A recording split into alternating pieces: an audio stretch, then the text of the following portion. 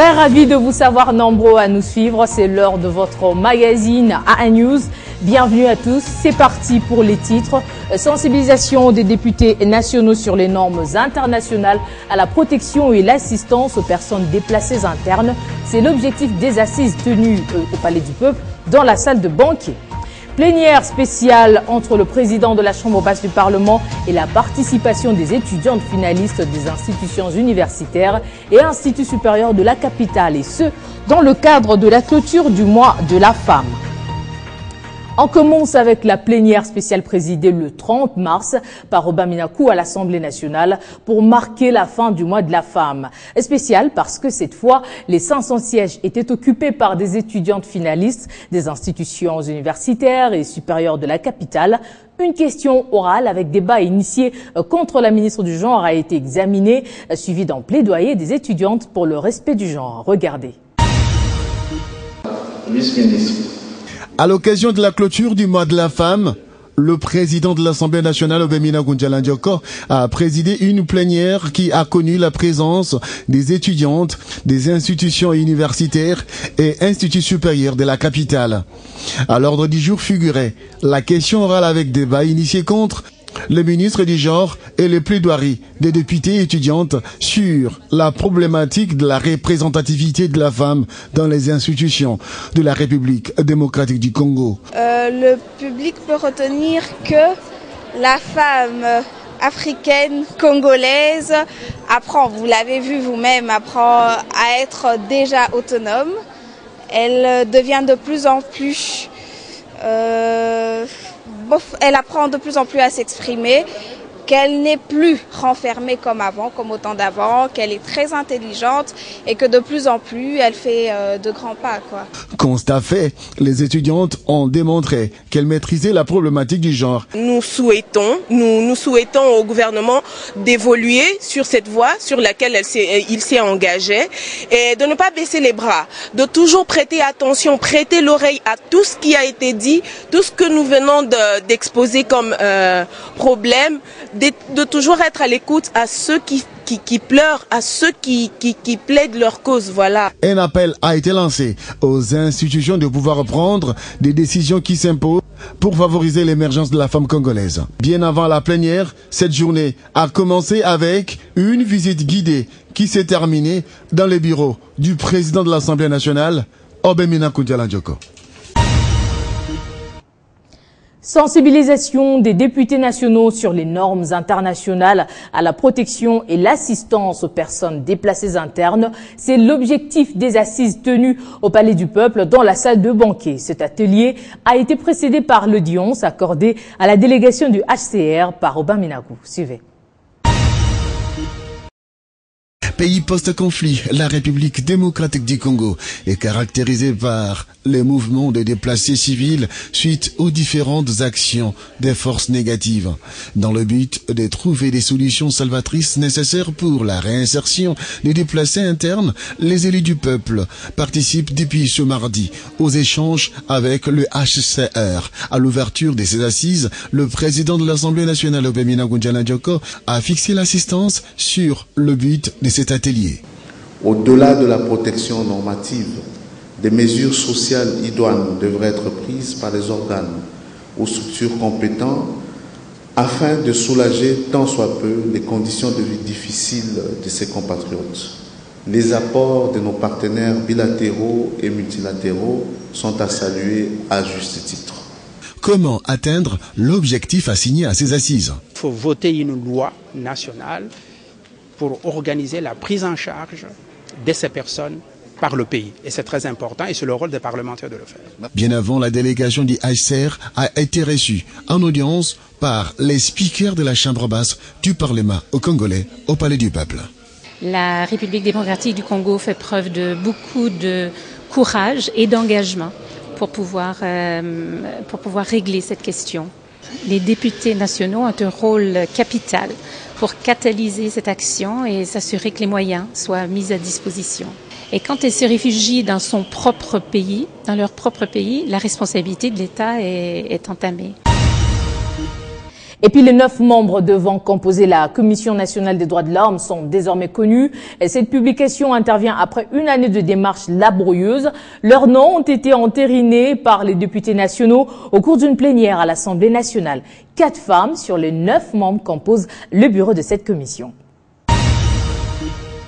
Débuté il y a plusieurs mois, les processus entamés pour les choix des membres de la Commission nationale des droits de l'homme touchent à sa fin.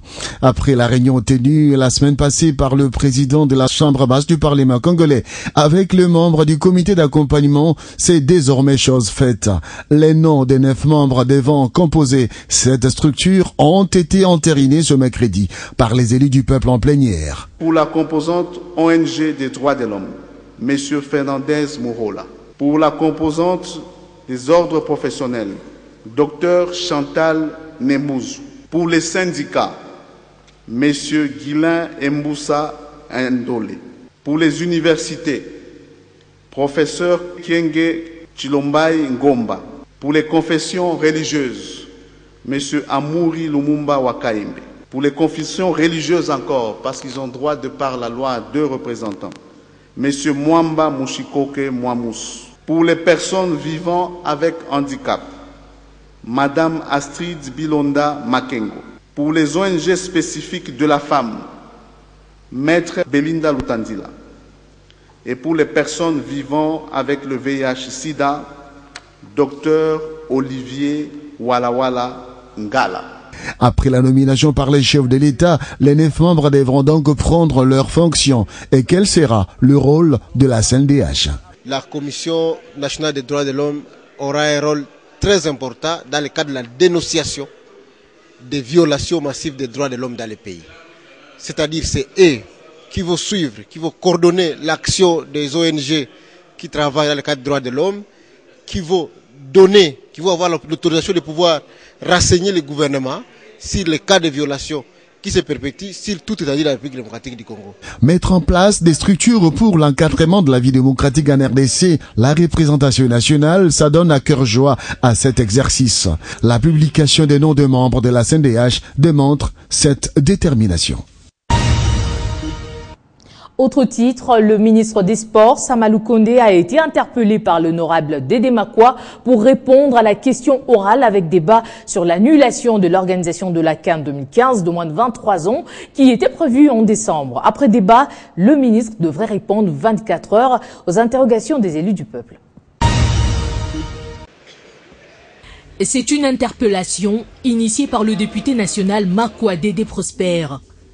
Le désengagement de la RDC est, selon le député national, tombé comme un coup de tonnerre dans l'opinion sportive congolaise, alors que la République démocratique du Congo fait encore la 3e place obtenue tout récemment à la Coupe d'Afrique des Nations. La RDC, qui n'a jamais organisé une phase finale d'une compétition internationale de football, devrait abriter en décembre 2015 le championnat d'Afrique de moins de 23 ans, une compétition qualificative pour les prochains Jeux olympiques prévus en 2016 à Rio. Elle aura finalement lieu au Sénégal du 5 au 19 décembre 2015. Le ministre des Sports n'a donc plus que 24 heures pour donner des éclaircissements aux élus du peuple sur cette décision. Revenons sur l'interpellation de l'ADG de la Régie des eaux Jacques Moukalaï à l'hémicycle du Palais du Peuple. Dans sa conclusion, l'auteur de la question a donné un délai de 15 jours à la Régie des eaux pour l'amélioration de la qualité de ses services. Les éclaircissements donnés par l'ADG en rapport avec les questions posées n'ont pas satisfait l'auteur de la question, Crispin Mindelé. Suivez.